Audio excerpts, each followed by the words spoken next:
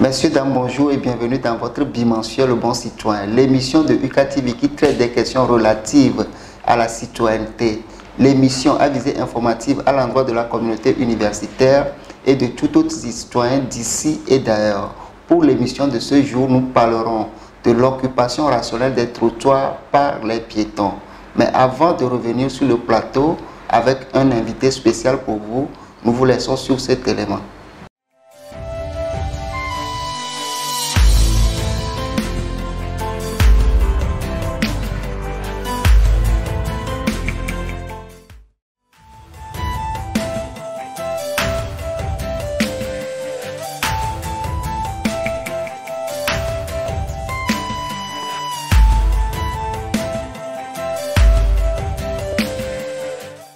Comme la sortie du campus est vers le côté nord de la route, donc quand je sors en même temps, j'emprunte le côté nord de la route. Maintenant que vous me posez la question, je vois que ce n'est pas le côté qu'il faut emprunter. Donc c'est de l'autre côté, le côté sud, puisqu'on nous a dit que le piéton doit marcher à sa gauche. En temps normal, lorsque nous sortons pour rentrer, nous devons emprunter le côté sud. Mais vu la circulation et la route même, ça ne nous permet pas d'emprunter notre chemin même. Pourquoi nous empruntons le côté nord? Parce que sur le côté nord même, nous avons la place. Ici, c'est plus sécurisant que de l'autre côté.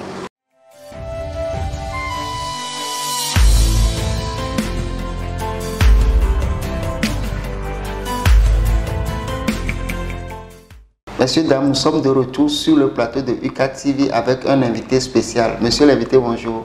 Bonjour monsieur. Comment vous allez? Je vais bien. Alors nous sommes avec monsieur Aledi Panassa, juriste de formation. Il est moniteur à l'auto-école Le Sauveur Vient. Alors comment se porte votre centre de formation? À merveille, gloire à Dieu. Alors nous vous avons invité pour vous poser un certain nombre de questions à propos de l'occupation rationnelle des trottoirs. Nous voudrions savoir une question un peu naïve. Quelles sont les différentes parties d'une route? Avant de donner les différentes parties d'une route, venons un peu à la définition de ce que c'est qu'une route. On appelle route un espace aménagé spécialement et ouvert à la circulation publique. La route peut être revêtue, c'est-à-dire en goudron ou non.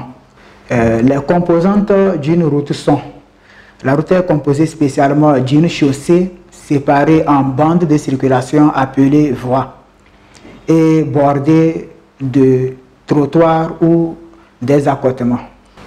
Alors, si je comprends bien, ça veut dire que vous avez la route, au milieu il y a la chaussée et des deux côtés il y a les trottoirs.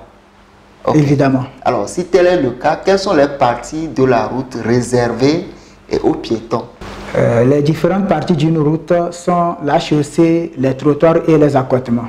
On appelle accotement la continuité de la chaussée, aménagée en goudron ou en terre, où les véhicules peuvent s'arrêter ou stationner. Les piétons y circulent aussi.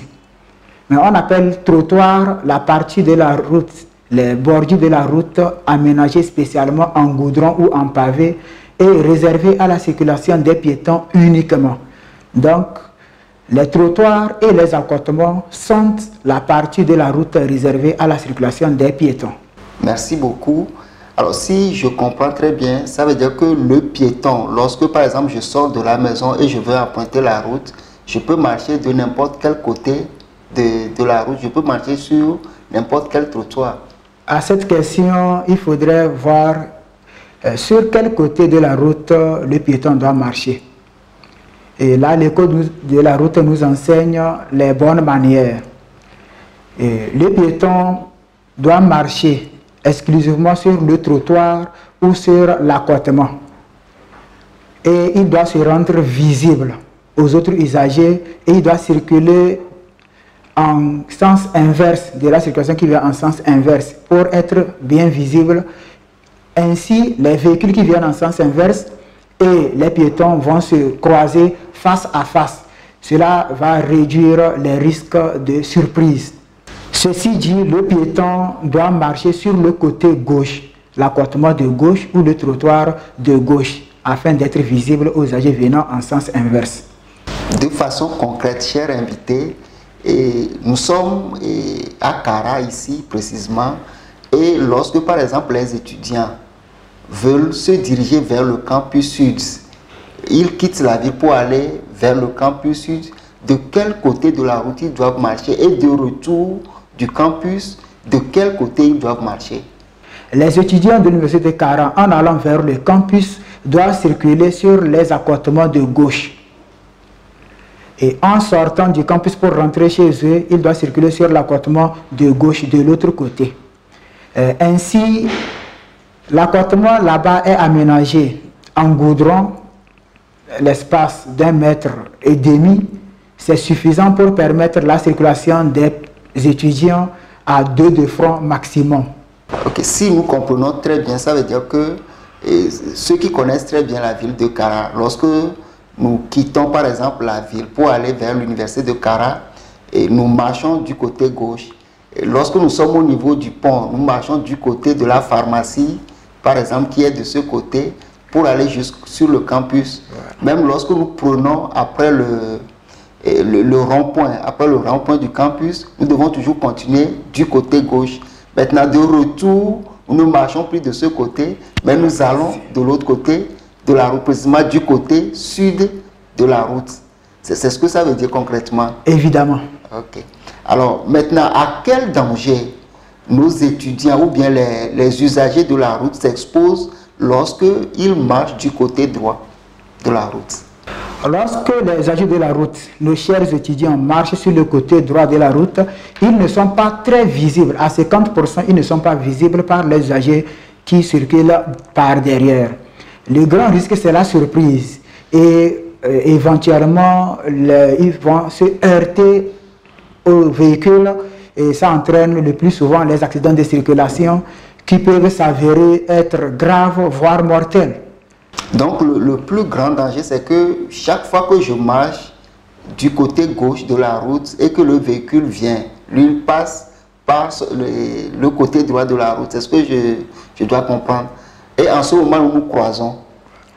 Et c'est en nous croisant que je peux voir le danger arriver et l'éviter. Et le véhicule et le piéton se croisent face à face.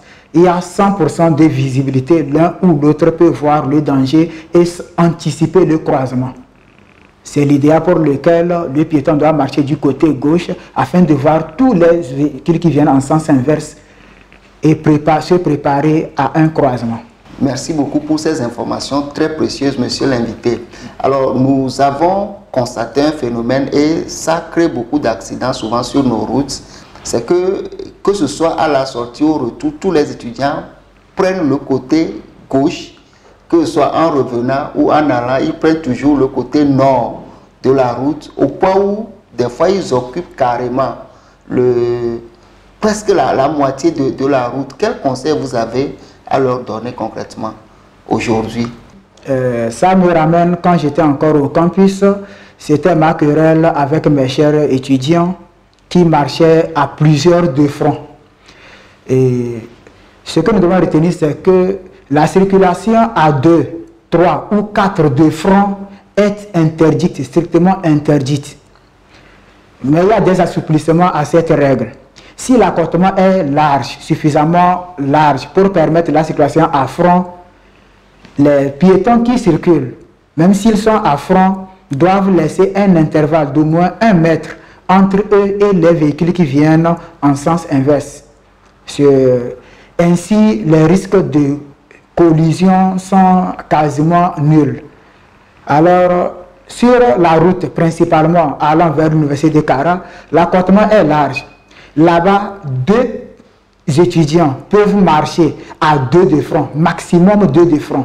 S'ils sont à 3 de front, le risque, c'est que le troisième risque de sortir carrément sur la chaussée, déborder la ligne qui sépare la chaussée et l'accotement, alors que cette partie est réservée à la circulation des véhicules. Et ce que nous leur conseillons et ce que nous voyons là-bas, c'est un peu horrible. Ceux qui vont vers l'université sont à gauche, alors que ceux qui reviennent de l'université aussi sont à gauche. Alors, il y a croisement entre les piétons sur un espace d'1,5 mètre. Les étudiants, leur habitude, ils marchent 4-5 à front, alignés de front. Et lorsqu'ils veulent se croiser, l'autre groupe essaie de se déporter carrément sur la chaussée, ce qui fait que ça peut créer jusqu'à 5-6 affronts. Et ça occupe carrément la moitié de la chaussée. Et c'est très insupportable. Et la plupart des usagers qui ne sont pas très vigilants peuvent tomber dans le risque de heurter un piéton.